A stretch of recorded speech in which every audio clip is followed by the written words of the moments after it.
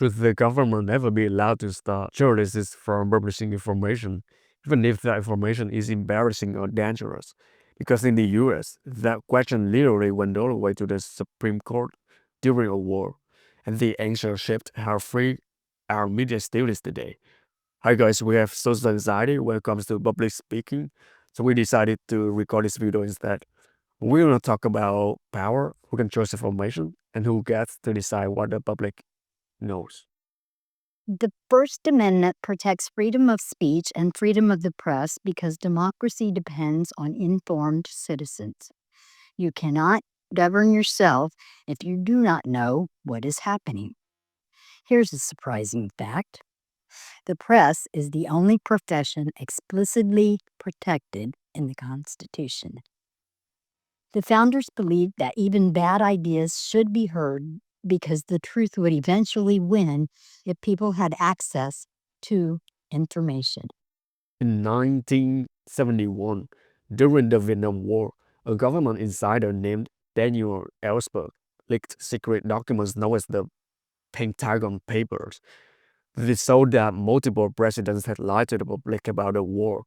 The government tried to stop newspapers from publishing them, claiming national security.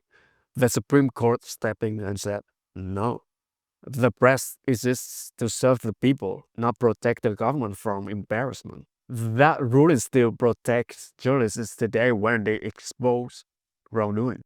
Even with strong protections, media freedom is not absolute. You cannot defame someone with false information. You cannot publish obscene material.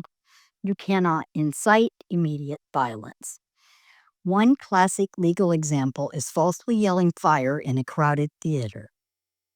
I've seen that done. It's a mess. Freedom of expression stops when real harm becomes likely. So the courts constantly balance free speech against public safety. Not all media is treated the same. Newspapers and websites face fewer restrictions than radio and television. Why? Because broadcasters use public airwaves. Those airwaves belong to everyone. That is why the FCC exists to regulate broadcast media in the public interest. Surprising fact, podcasts and YouTube are mostly unregulated because they do not use public airwaves. In the past, TV stations had to prove they served their communities. They had to show local news, public affairs, and educational content.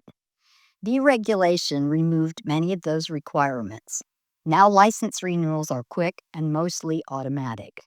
The result is fewer local voices, more media consolidation, and more content driven by profit instead of public service. Law asks, is this allowed? Ethics asks, is this the right thing to do? It is legal to name a crime suspect. But what if they are innocent? It is legal to interview a grieving parent, but does the public benefit enough to justify the pain? Ethics lives in these gray areas where there is no perfect answer. In 2024, a viral news clip appeared to show President Biden wandering away from the other world leaders at the G7 summit.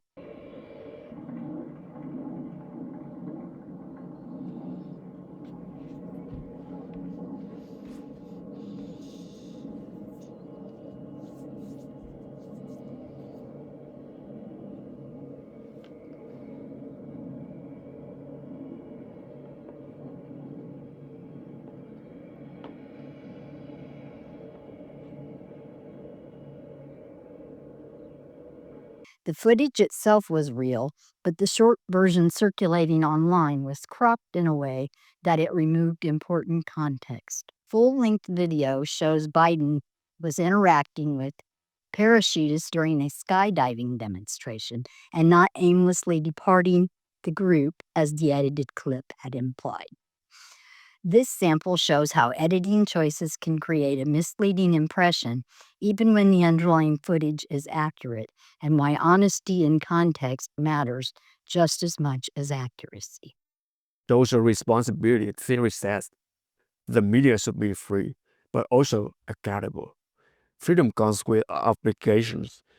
Media should be accurate, fair, diverse, and self regulating. The idea is simple. If the media behaves responsibly, government control is unnecessary. Little known fact. This theory came from fears that propaganda proved people are not always rational consumers of information. Media freedom gives journalists enormous power. Regulation draws legal boundaries. Ethics determines how that power is used. But the final safeguard is not the courts or the FCC. It is the audience.